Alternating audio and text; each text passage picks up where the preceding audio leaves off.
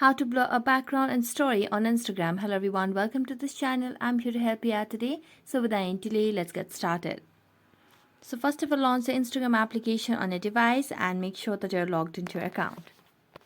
Now tap on the story option at the top left corner of the screen and simply select any of the pictures. So I'm gonna simply select a random picture over here, or you can click as well and then tap on the draw option at the right side of the screen. Now you can simply make a long press over here on the screen, and then now you can just blur it out with any of these images over here. So you can just drag up over here and just let the picture come up.